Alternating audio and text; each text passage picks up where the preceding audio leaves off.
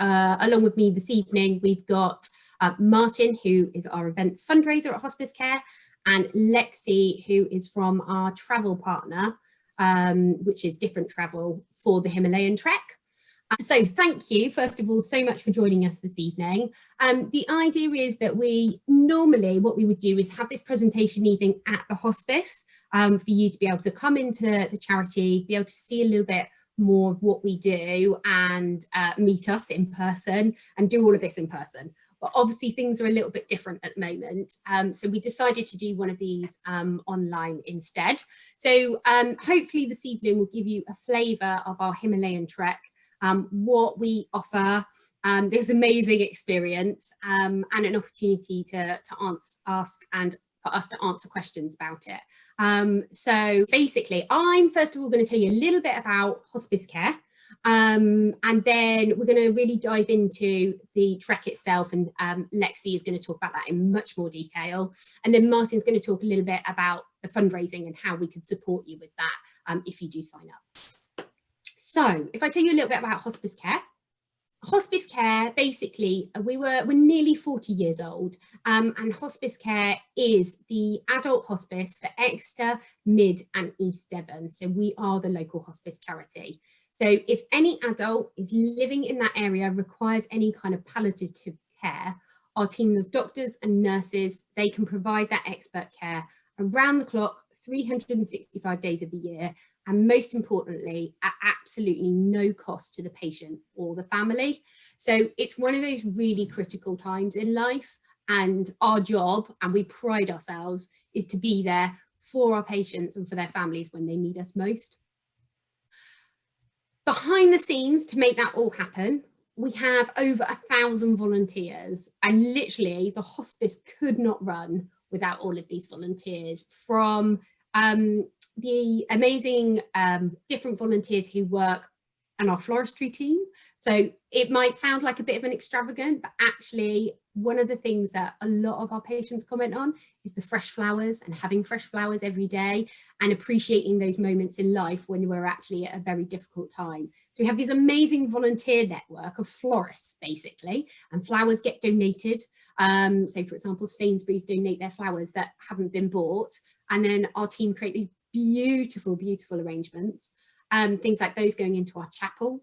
And then also we have volunteers who act as care navigators, so supporting people out in the community.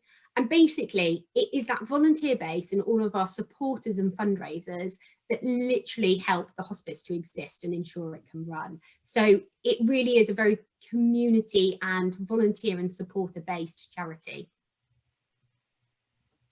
So the services that we provide expert palliative care on our ward at Searle House in Exeter. We provide end-of-life care both in the community, and there's a couple of different ways in which we do that. So for example, there is our community nurses. So with our community nurses, we've got a team of about 50 clinical nurse specialists, and they deliver care and support directly into the homes of our patients. They liaise with GPs and hospitals and other care providers to ensure that care is seamless and stress-free. And they help families really work through this difficult time with kind of advanced care planning. And it's really the expertise that help our patients at this time. And then hospice care at home, this is seen as kind of the future way to deliver end-of-life care. So this is really where we've got specialist, expert hands-on nursing 24 hours a day in the patient's own home. But that service is actually very expensive to run. So it's a service that we have in pockets of the area that we cover, but not everywhere yet. So that's something we're hoping to build on in the future. And then we've got day hospices in Exeter, Tiverton and Honiton. And we've also got bereavement support. So that bereavement support is obviously for all of the patients in our care, but actually during the COVID pandemic, we have worked with local providers to provide that bereavement support to anybody affected by COVID.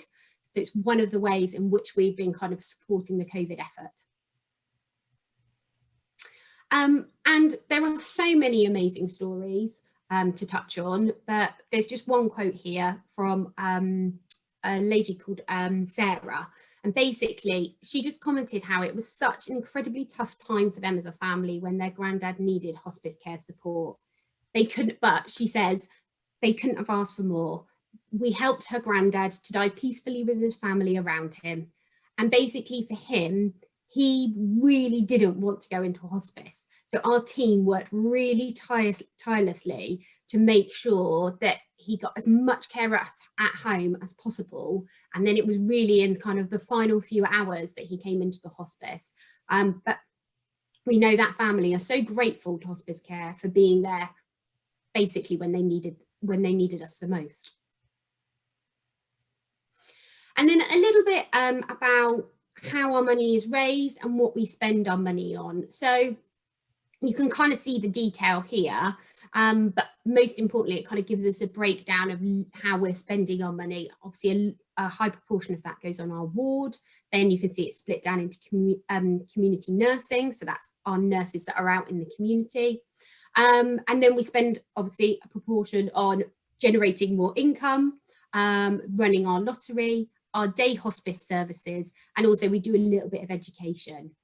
I'm not going to go into this in full detail, but this information is all available on our website. So you can kind of see the detail, if you want to, of how we raise our money and how we spend our money.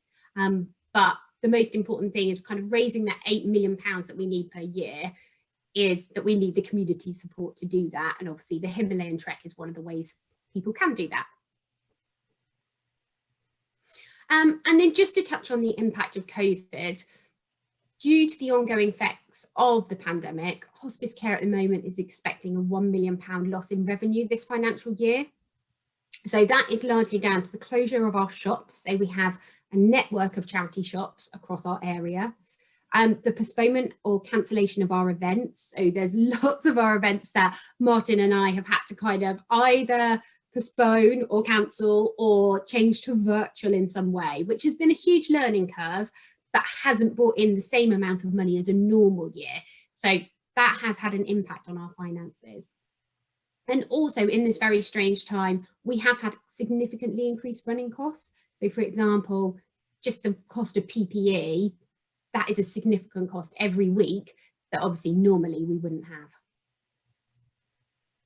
So that's kind of a real overview of hospice care and what we do. It's very whistle stop because I know probably the detail you're really looking for is about the trek. So I'm going to pass over to Lexi and she can give you more detail. And obviously, if you want any more information about hospice care as a charity, we can absolutely provide that. Lexi, over to you. Thanks so much, Tori. We are planning an amazing adventure to Nepal at the end of this year. We are so excited about that. It's been postponed from earlier on because of the pandemic, so we are kind of champing at the bit and ready to go. And thank you to everybody joining us this evening to hear about this amazing way to fundraise and support hospice care. First of all, I just want to touch on something which is really important, which is obviously about the impact of COVID. Now, I mentioned that the trip has already been postponed to this November, and I just wanted to make it really clear that you are absolutely safe and secure with booking a place on this trip. You are financially protected. As a company, health and safety is our absolutely #1 priority. And we will never ever take a group to somewhere where you'll be endangered in any way, whether that be the pandemic or natural disasters or any other thing that you could possibly think of. We just won't do it. So let's say that come November, things still haven't improved with the COVID-19 pandemic, then we'll be looking to postpone the trip to 2022. And that will be at no cost to yourself, so you don't need to worry about that.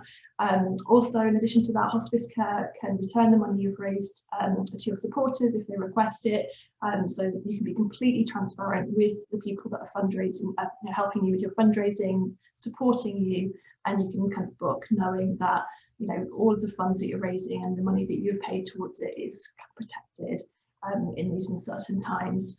Now, we are very hopeful and keeping our fingers firmly crossed that that won't be an issue that we have to contend with. Obviously, with the vaccine now, things are looking more hopeful that by this autumn, travel will be back on.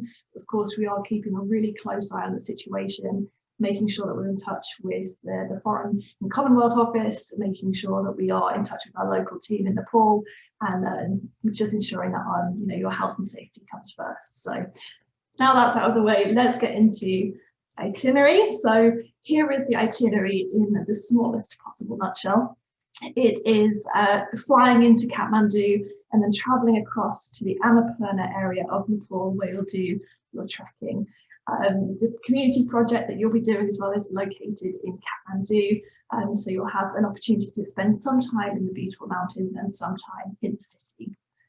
So to give you a kind of very, very broad overview of the entire trip, just in case anyone needs to disappear off quickly, this is kind of the trip, its summary, as it were. So, as I say, fly from London across to Kathmandu, which is the capital of Nepal.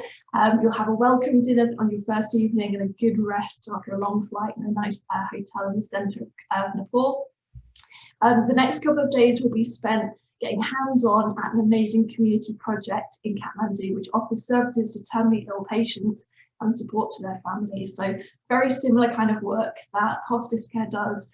You'll be able to get hands-on and help with refurbishment, gardening, painting, and just generally improving the atmosphere and the area around that centre. You don't have to have any experience. If you are a great gardener but you don't know your way around a paintbrush, that's not a problem. There's a job for everyone. You just need to have a willingness to get involved and that enthusiasm to enjoy doing something good and helping the community. So once you've completed the project, you will have a visit across to a beautiful lakeside town called Pokhara, and that's where the next stage of the challenge begins. From Pokhara, you will start your trek through the amazing Annapurna area of Nepal. It's 5 days of trekking through these kind of, I'll show you the pictures, like the words cannot describe it, and I will say beautiful too many times during this presentation, I promise. But fantastic views and these local villages that you go through, and amazing panorama at Poon Hill, which is the highest point on the trek, which is 3,400 meters. Along the way, you'll stay in locally owned tea houses, so you get the opportunity to kind of really absorb the local culture, learn a little bit more about what it's like to experience kind of true Nepalese hospitality. And then after the trek, you return to Kathmandu, have a farewell celebratory dinner, and then fly back home to the UK. So there we go, that's the trip in a nutshell. I will go through it in a bit more detail, so let's have a look and see some more of the information there. So we grade the trip challenging, and I'll talk about why we call it challenging in a few slides time. The altitude on the trip is generally, it's not a high altitude for the most part, but there is a high altitude section, which is that summit sort of push up to the top of Poon Hill at 3,400 meters. The temperature range is quite high, so it ranges from -5 at night to possibly 25 degrees during the day, so a big range of temperatures you can enjoy. The whole trip is 12 days, including the travel days, so flying to and from the UK. As I said before, there's 5 days of trekking. The time difference between the UK and Nepal is 5 hours and 45 minutes. So it's just a few hours ahead of the UK. So in terms of jet lag, it's not too bad. It's as long as you make sure you go straight to bed at bedtime and wake up nice and early, you won't have too many problems with jet lag, hopefully. You'll be supported throughout the trip by your local Sherpa guides, a tour manager from Different Travel, and also, of course, a Hospsicare representative will be joining you as well. Throughout the trip, you'll be staying in a mixture of different types of accommodation, tea houses, like I mentioned, hotels whilst in Kathmandu, and also a guest house in Pokhara. And of course, the amount of support that you'll have during this trip is going to be phenomenal. Of course, you've got the amazing fundraising team there at Hospsicare that will help you every single step of the way with your fundraising. You'll also be offered discount vouchers, in-depth support on kit, what to take, how to prepare, how to train, and everything that you could possibly need to know about getting ready for this amazing challenge. So going into detail about the itinerary, so head off on the 13th of November to Kathmandu and arrive there at the hotel. Excuse me. Now, you'll have a welcome dinner when you arrive, and that'll most likely be at a local restaurant. Now, let's have a quick chat about my favourite topic, and I think it's very topical with it being 6:30. I think everyone likes to know about what they're going to be eating and drinking whilst they're on the trip. Excuse me. So the type of food that you'll enjoy in Nepal will be a mixture of this Nepali cuisine, which is almost like a mixture between Indian and Chinese types of food. So a real kind of blend of cultures, if you think about its geography. Typical meals that you'll enjoy whilst you're on the trek will be a breakfast of, say, eggs, toast, omelettes, pancakes, porridge, things like that. Lunch would be a nice hearty bowl of pasta or some rice, perhaps a typical Nepalese dish called dal bhat, which you can see in the picture there in the middle, which is a sort of set dish with rice and a curry and some lentils and some vegetables and a little poppadom there on the side as well. And then a typical dinner would be a really nice hot soup, maybe a garlic soup, really, really hearty, noodles, pasta, potato dishes, curries, and all sorts of different things that you can kind of really get stuck into. So loads of really good hearty food that you can enjoy throughout the trip. There's also plenty of snacks available along the way. One of the things that Nepal is weirdly famous for, if you've ever trekked there before, is apple pie. So if you are a fan of apple pie, then I would strongly recommend that you join this trip, because I honestly can tell you that I've never eaten apple pie as delicious as I have in Nepal. So even just for that, it's worth joining this challenge. So as far as drinking water is concerned, bottled water isn't provided, but you can fill your bottles with tap water and purify it, or there are large containers that you can fill up your water bottles with mineral water, which is very, very affordable throughout the trip. Of course, all of the water is boiled and clean to drink when it's being prepared for your meals, so you don't need to worry about that. So back to the itinerary. After you've had a good night's rest after your welcome meal, you'll start the project activities. So as I say, you'll have a couple of days at this Hospsicare project in Kathmandu, where you'll be involved in all sorts of different activities, depending on the most urgent need at the project at the time.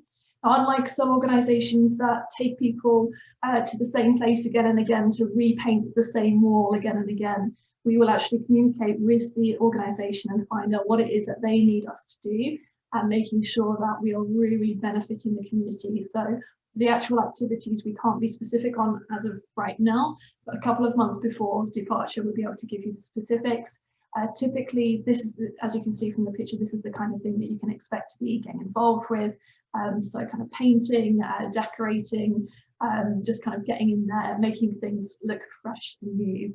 One of the wonderful things about having the opportunity to be involved with the community project is meeting the local people that are actually going to benefit from the amazing work that you're going to be doing there.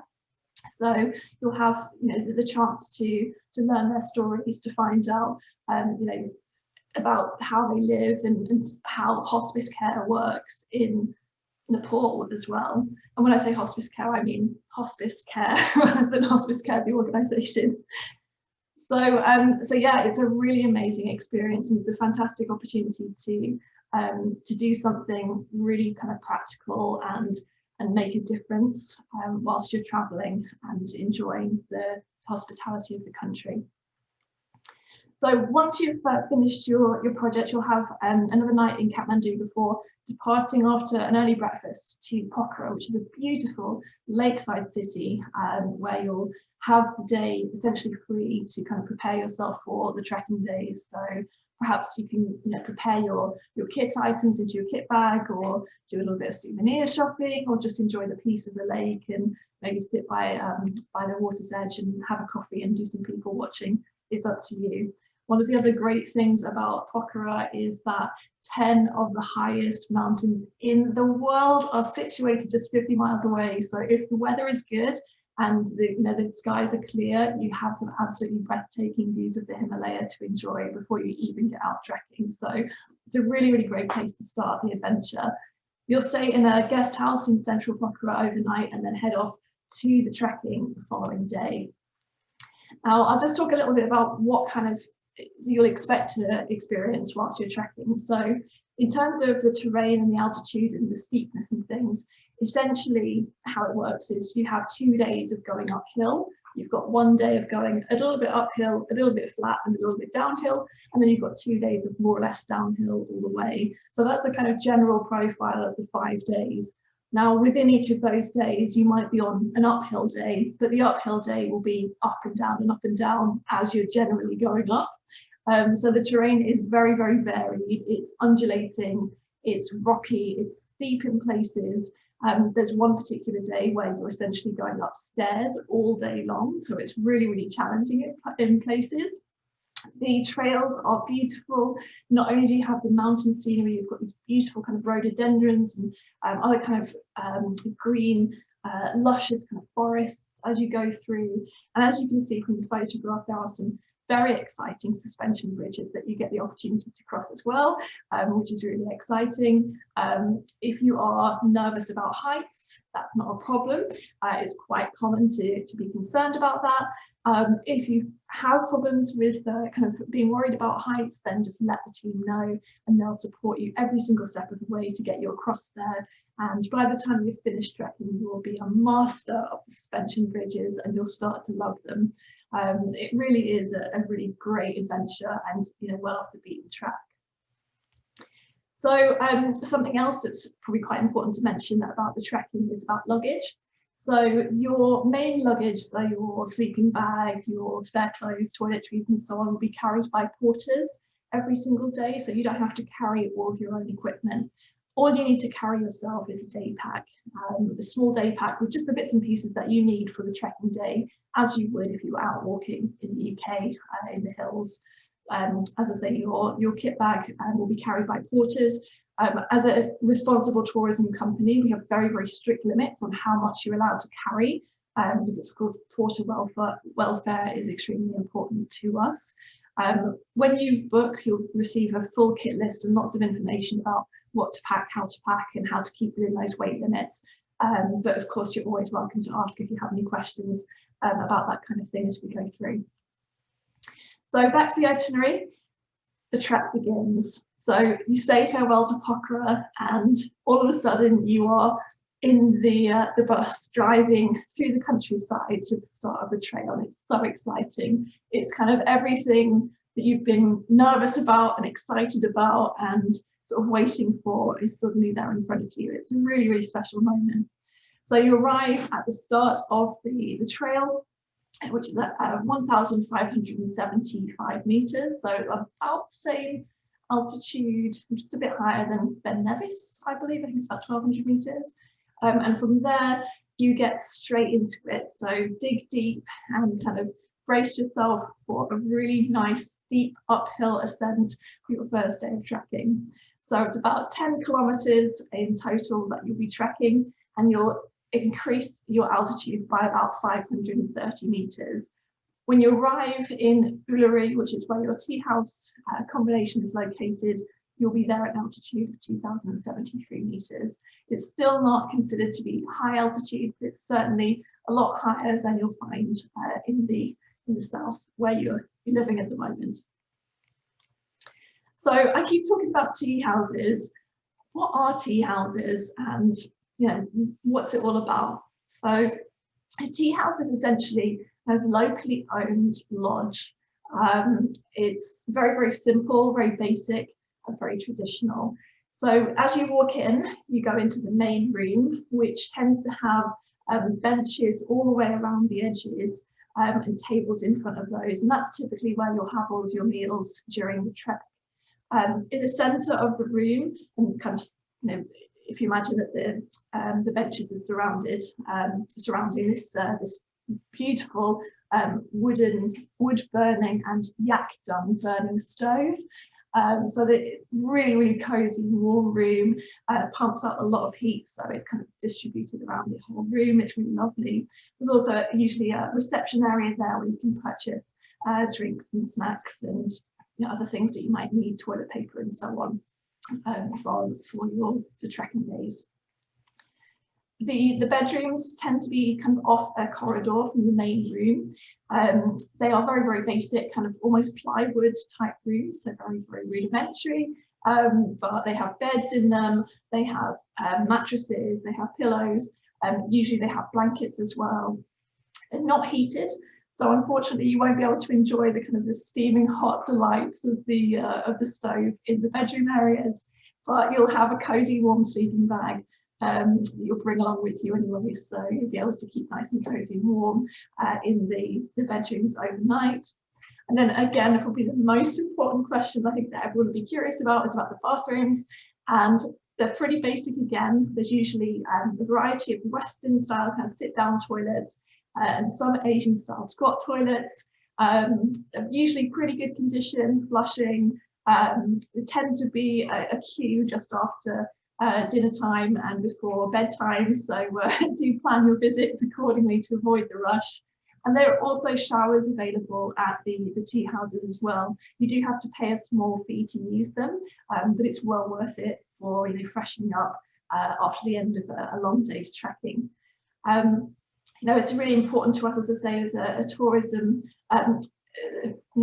responsible tourism company, that we follow the leave no trace principles. So things like making sure that you're not using too much water, turning off lights and things like that is really important to us, and we'll give you that information when you book, so you'll be well prepared. So getting away from pictures of toilets, let's talk about the trekking. So as you continue on to day 2, it's another day of ascent. So it is a pretty challenging day. You've got about 3,000 steps to challenge yourself. So it's definitely worthwhile taking advantage of your stairs if you live in a house with stairs, up and down the stairs a few times every day to get used to the 3,000 steps that you'll be climbing on day 2 of the trekking. Now it's about 5 hours to complete this day. But as you ascend, you come out of the forest and you get views like you can see on the screen here, absolutely breathtaking mountain views, which makes every single step and every kind of puff and pant really, really worthwhile. You will approach a small town called Gorapani, which is where you'll be staying for the night in the tea house. And to get there, there's this really beautiful rhododendron forest. Rhododendrons don't tend to bloom at this time of the year, but it's still a really wonderful area to visit through. Today is about 11 kilometers of trekking, and you'll have ascended 1,400 meters. So that kind of gives you an idea of how much, uphill you've got to do. So it is a tough day, but really, really doable with the right kind of training. Here's some of the amazing views you get to enjoy. So the next day, it's a very, very early start. It's a really exciting day. You'll get up before dawn and you'll have the opportunity to reach the high point of the trek, which is Poon Hill, and that is located at 3,400 meters. So this stunning area is kind of like a hilltop, which around you just these beautiful panoramic views of some of the most stunning Himalayan peaks that you could ever hope to imagine seeing. And as you are there, the sunrise, you get to see the amazing sun coming over the mountains, the kind of mist in the air, as you're there enjoying this spectacular scenery. It is well worth the early morning wake up to enjoy this kind of scene. And you can see when the sun's up, these stunning blue skies and just this magnificent place to enjoy and sort of soak it all in. It's really a highlight of the challenge and a fantastic kind of opportunity to celebrate all of your achievements to that point. So from there, you will kind of go back down to the tea house and have breakfast, and then continue on to the next place you'll stay, which is Tabapani. And on the way, you'll have an opportunity to see different mountains that you haven't seen before this. So Machu Picchu, which is Fishtail Mountain, you'll get amazing views of that on this day, really, really stunning. And make sure you've got plenty of camera batteries and your phone's fully charged so you can get lots of pictures. So you'll have about 330 meters of ascent today, but then you'll be coming down again, like I mentioned before. So an uphill morning and then a downhill afternoon. So I've shown you some of the pictures there of the different kind of conditions. So I'll just briefly summarize what you can expect in terms of weather. Now, at this time of year, November, it's a really great time to be in Nepal. Typically, the weather is dry, it's crisp, there's not too much in the way of high winds. The temperatures, as I said at the beginning, can range from -5 at night time up to 25 degrees during the day. And that's not kind of the -5 that you might expect in the UK, where it's damp and it kind of gets into your bones. It's really kind of crisp and sort of nice cold, if you can imagine that. And having obviously proper equipment and kits to deal with that kind of conditions that's just the way to cope with it. So, we'll provide you with lots of information about how to prepare for that. Typically, whilst you're trekking during the day, as I say, it can get quite warm. So probably just, a pair of trekking trousers and a t-shirt, maybe a light fleece. If it's a bit windy on one of the days, is about right for everyone. Then at night time, you'll be layering up with your down jackets and woolly hats and gloves and things to keep nice and cozy. So your next day of trekking, the fourth day, as I say, it's a downhill day, so it's a fairly easy walk downhill from Talapani to Gandruk. Gandruk is a really, really beautiful village to visit. It's got a lot of interesting heritage related to the Gurkhas that originated from there, so it's a really fascinating place to visit and find out a bit more about the local culture. 700 meters of descent, so again, a long, long way downhill, kind of coming back down in an altitude, but only covering about 8 kilometers on this day. And then your final day of trekking is a big day. It's 13 kilometers, so one of the longer days of the trek, and 1,000 meters of descent. So again, coming a long, long way down. And you'll head back to Virantani, and there you'll be met by your vehicle, and that will transport you back to Pokhara for an overnight stay there by that lakeside city in a guest house. When you have had a good night's rest, you'll wake up again early in the morning and you'll drive back to Kathmandu. It's about 7 hours drive, and enjoy the rest of the day to explore Kathmandu and have a farewell dinner with the team. You'll stay overnight at a hotel, and then the following morning, depending on the flight times, you'll either have more opportunities to do some exploring, or you'll head back to the airport for your journey home. So unless there's any particular questions about the itinerary, I haven't seen anything in the chat. I'll just carry on with some of the frequently asked questions. So a lot of people wonder about things like phone signal and internet access. So typically in Kathmandu and Pokhara, there'll be really good access to the internet, Wi-Fi, and also phone signal. During the trek, it's a bit hit and miss with phone signal. Wi-Fi is usually possible to access, but it usually costs to access it. So there's kind of like scratch off cards that you can access to the Wi-Fi at the guest houses and the tea houses. It's quite nice to switch off, to be honest. So if you can possibly bear it, try and avoid being on social media whilst you're away and just absorb the environment. But then again, if you'd like to kind of keep in contact with your family and friends, then it is possible to do that. Now, travel insurance is something that you'll need to arrange for the trip. It is mandatory for your participation, and you must make sure that you are covered for trekking at altitudes of up to 3,400 meters, community project work, and also trekking on a trail. Helicopter rescue is also recommended to be covered. Helicopter rescue in the case of a serious emergency is pretty typical in Nepal, so it's really important that you're covered by that. In terms of footwear, it's absolutely essential that trekking boots are worn. As I say, we'll provide you with a full kit list, but it's really important to emphasise that this is a rugged trail through the Himalaya, massive mountain range, so trainers are not suitable for this particular challenge. In terms of age limits, there is no upper age limit. The eldest person that has trekked with us on this particular route was 86 years old. He was one of the fittest 86-year-olds I have ever come across. He absolutely loved the challenge.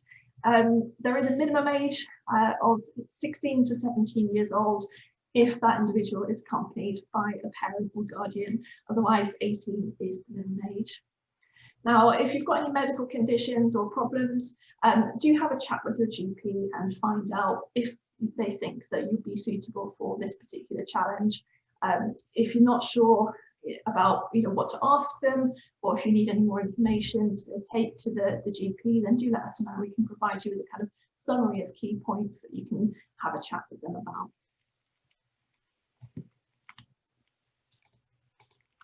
Oops. Okay, so at the beginning I mentioned that we grade this trip challenging. So the kind of things that we use to decide what is challenging are the various different challenges that each person will come across throughout the trip, and everyone will be challenged in different ways. So everybody will be carrying their own day pack every day, so containing the bits and pieces that you need for the trekking. So that could weigh 5 to 6 kilos. It might be that you're not used to doing that. And the terrain, as I say, is very rough and steep and hilly in places. So you need to be kind of prepared for undulating terrain. The weather conditions, as I say, are really variable, climate conditions and temperatures. There are some exposed areas, such as crossing these suspension bridges, which can be quite challenging for people that are nervous about heights. The project work is physically demanding. It shouldn't be underestimated how tough it is to paint a wall and do gardening all day for 2 days. So that's another thing that kind of adds to the challenge of the trip. And of course, the actual trekking itself, you're covering about 8 to 15 kilometers per day, about 5 to 8 hours of trekking per day overall. So, it is physically demanding as well. And, although it's challenging and it's tough, it's one of those things that you can prepare for.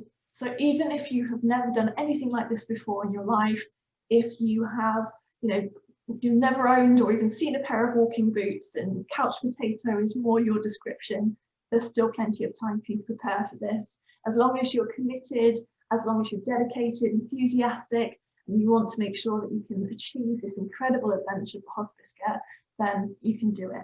We'll provide, as I say, plenty of information and advice on how to train for the trip, and you can make sure that you are well prepared and you can take every single part of the challenge in your stride. So for those of you that aren't familiar with training and haven't kind of done anything like this before, typical ways to get prepared for it is basically to get outside and get walking. I appreciate that currently at the moment it's quite difficult to get out to some of the more hilly areas of the UK with lockdown in place. But once that's lifted, getting out and just enjoying the local environment and getting as many hills as you can into those legs is absolutely the best way of going about it. In the meantime, general fitness is fantastic. So doing loops of your town, doing home workouts, running, that kind of thing. Anything just to boost your cardiovascular fitness and core muscle strength. So leg strength, abdominal strength, and so on is really, really valuable to help you prepare for this challenge physically. And of course, there's the psychological kind of support as well. So kind of support that you'll get prior to the challenge, as I mentioned before, Hospsicare will be there every single step of the way to help you with your fundraising, which is another part of the challenge. We'll talk about that in just a moment. You'll be provided with plenty of information about how to prepare for the trip. You'll be accompanied by local guides, by a different travel tour manager, by a Hospsicare representative, and you'll be there with a team of people that are all in this for the same reason. I think that for me is one of the things I love so much about this kind of adventure, is that everyone comes together for one great cause, and after a while, from arriving at the airport as almost strangers, by the end of the challenge, you've bonded into this amazing group of people that is almost like a family. So it's a really wonderful experience and a really fantastic way of supporting such a great charity. So you may be wondering, well, this sounds okay, but I'm not really sure if this is for me. Well, here's a kind of a brief overview of the type of person that gets involved in this kind of challenge. Now, we've got people that are very, very keen campers. They love walking, they love getting out into the wilderness. We've got some people that are just dedicated to supporting the charity. We've got people that want to kickstart a healthier lifestyle, have a big goal to train for and prepare for. There are lots of people that like to coincide a big challenge with a big birthday. So anything that ends in a 0 tends to be a typical way to celebrate a birthday with one of these events.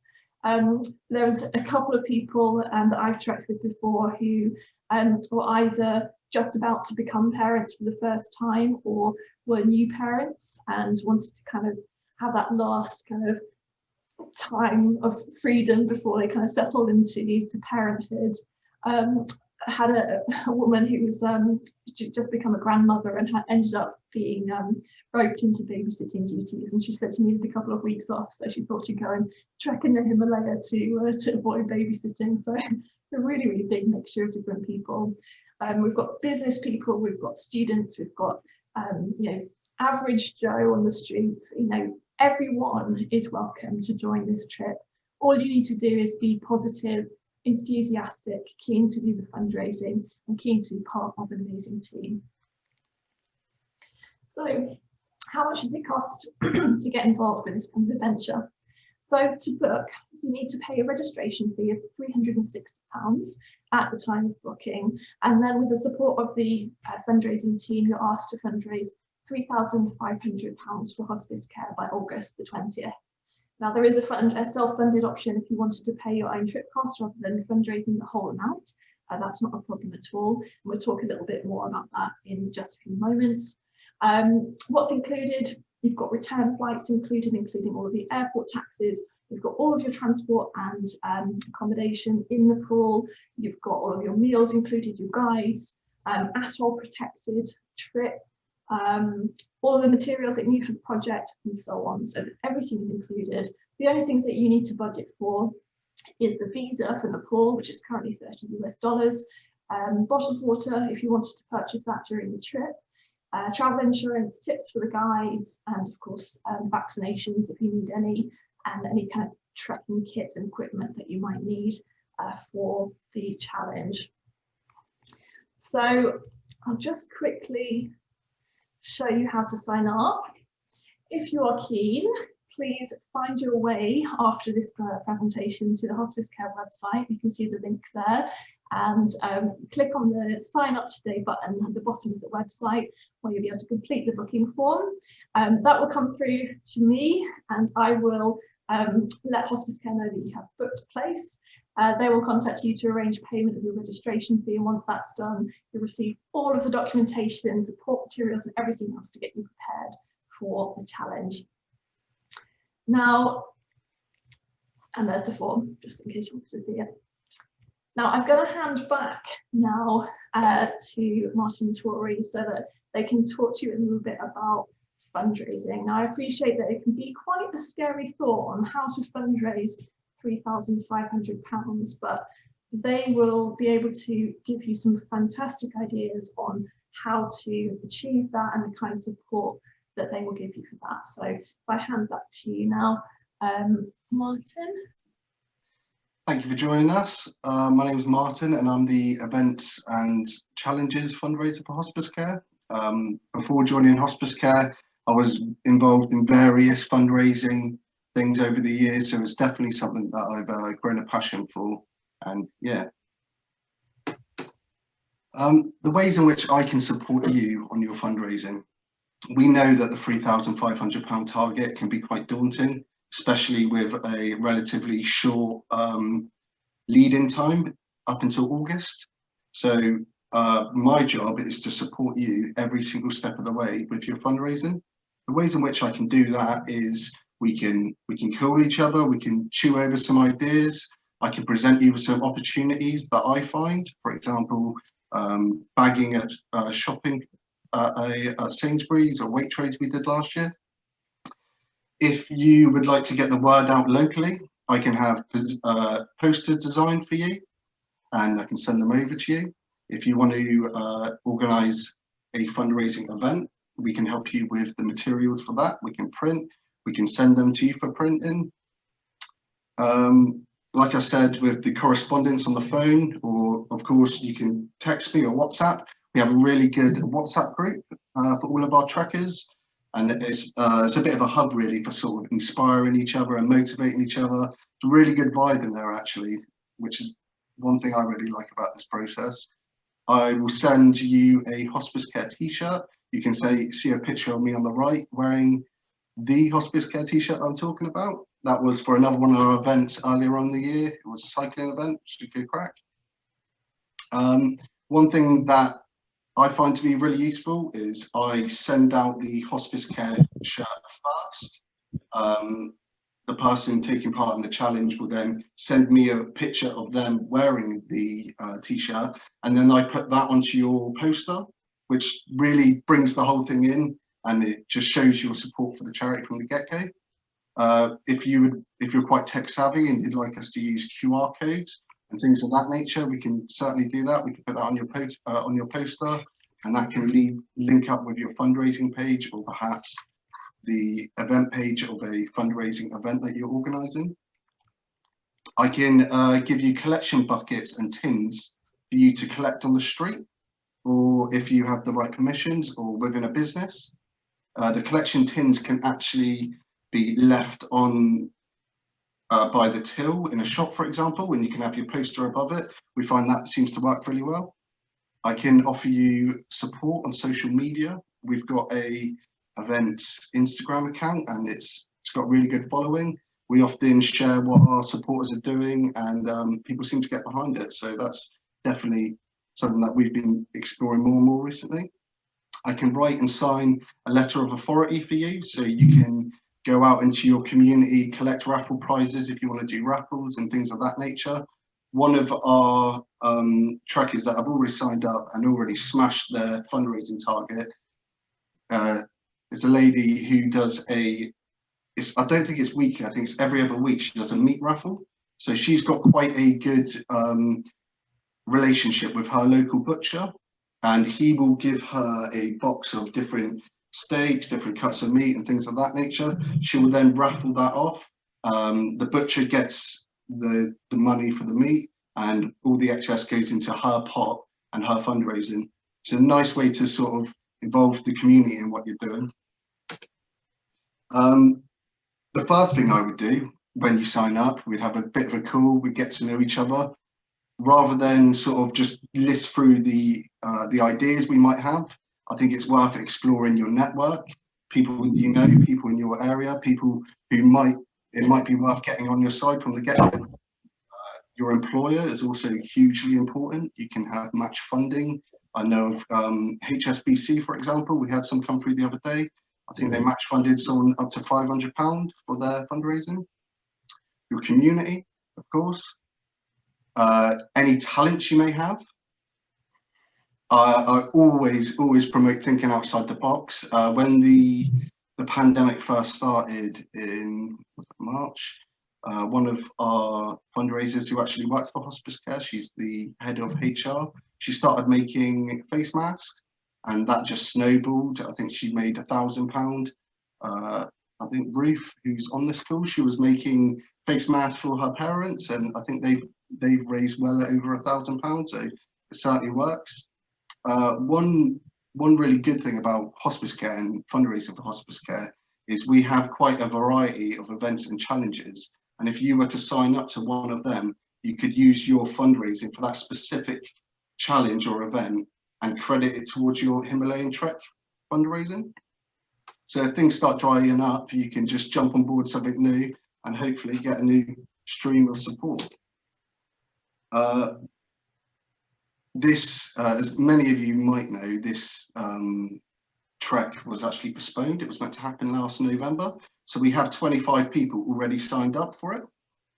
So a part of my job is just to gelling everyone together and catching up for lost time, really, making you feel like a part of the group and you're there from the start. The way in which I would do this is organise training treks up in Dartmoor or at Haytor or something like that.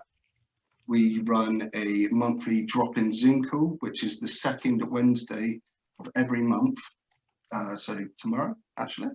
We've got the WhatsApp group, as I mentioned. And when it's safe to do so, we're going to be doing group meetups. So perhaps before we go on the trek, we'd go get some food somewhere or go for a walk. take some of our dogs out, something of that nature, or we could just go to the pub and do a pub quiz or something. In terms of fundraising ideas, this is the slide where I would have listed everything that you could possibly do, but I've got a bit of a different approach to that when it comes to fundraising. I like to get to know people a bit on a personal level and just work out what works for you. And then we can review it, we can bounce ideas off each other. You might think that you've got the idea that's going to raise all of the money all in one, and I may have seen someone who's tried that before, and I can offer you feedback so we can save time and work more efficiently together. I think I'm going to go back over to you then, Lexi. Just kind of carry on the fundraising theme.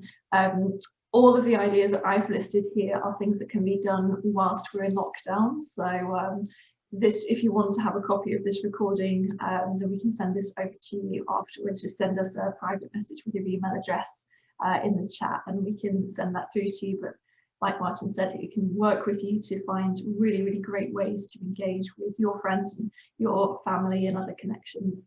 But it is very, very achievable to reach that target, even though August is not too far away. It equates to about £15.90 a day to hit that fundraising target. And like I say, there are lots of great ways of doing it. One of the things that I personally noticed has been very, very popular with fundraisers over the past year or so has been sponsored head shaves. And for women, that is an absolutely brilliant way of fundraising. Now, I know that that is not something that everyone is willing to do, and therefore that's why it brings in so much in terms of the fundraising. I have seen 2 people raise over £5,000 for a head shave. So that would be your fundraising target done, well exceeded, with just one little shaving off of your hair. I appreciate that is not for everybody, but there are things that you can do, really kind of out of the box things that can really hit that target nice and easily. So that is actually the end of my bit. So we're just gonna open up the room to questions. If you have any kind of queries or anything at all, then either pop them in the chat, or you can unmute yourself and I'll try and take comments one by one. Ruth has asked a question: do any of your trekkers get altitude sickness? I've had this before. I'm really likely that it would affect me again. That's a really great question, Ruth. So in terms of this trek generally, the altitude doesn't reach the high altitude level, apart from that one day where you go up to Poon Hill at 3,400 meters, and that is done fairly rapidly. So you'll go up to that 3,400 meter point, which is considered high altitude, and you will come back down very rapidly. During that day, you may feel some effects of the higher altitude. Typical symptoms that you can expect to experience would be feeling slightly more short of breath than you normally would going up a similar kind of terrain. Perhaps a slight headache that won't go away, maybe feeling a little bit kind of weaker in your legs and sort of physically not as strong as you were before, perhaps a little bit of nausea, and just generally kind of feeling like the trekking's a bit harder than it was before. If you were to exhibit symptoms that were more serious than that, so we were starting to be concerned about genuine altitude sickness, so AMS, acute mountain sickness, then our guides, who are extremely experienced with dealing with altitude, would recognize that, and they would essentially ask you to stop your trekking at that point and go back down to the lower altitude of the tea house. We wouldn't do that kind of randomly. It would be a chance of making it up to that high point and that amazing panoramic view so you can enjoy it. But as I say, health and safety is number one. All of the guides that we work with have summited the high peaks of the Himalayas. Many have even summited Everest, so they'll be very familiar with that kind of high altitude medical situation, so there's no need to worry. Let me see, we've got another question here. So Sarah has commented that she shaved her head back in 2014 and raised £2,200, so she might do it again. Good for you, Sarah, that's incredible. Definitely worth doing again. Some people look really great with a shaved head as well, so it can be a really good, strong look. Although perhaps wait until the spring when it's a little bit warmer, unless you've got a nice cozy woolly hat. Deborah asks, would we be able to get a flight back a few days later? Absolutely, yeah. What we would need to do is when you book, you need to let us know when you wanted to come back. We would contact the airline and ask them what the availability was, what the options were and cost. There would be a minimum £40 administration fee to pay for any changes that you make to your return date, plus the difference between the original fare for the group and the dates that you want to return on. We'll let you know what that is before committing you to it. If you want to go ahead, then that's not a problem. Hi. Hello, Sarah. Question. Hello.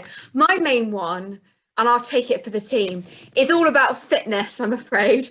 I'm in my best shape, and this is probably what makes me the most nervous. So I've heard what you said, that, you know, it's probably quite a good goal to work towards. Mm-hmm. Probably, out of hearing everything, that's what would concern me the most. Okay, that's absolutely understandable. It is quite a scary thought, thinking about, you know, the physical challenge that you've got to come up.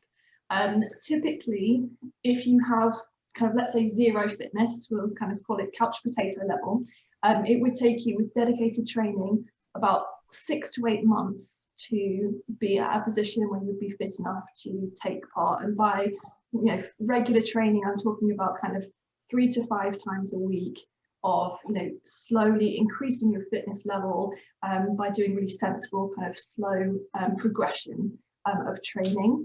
Now, obviously, we're in January now, it's in November, so that's sort of 10-ish months that you've got. So you've got time in hand that you could spread that out over a longer period of time.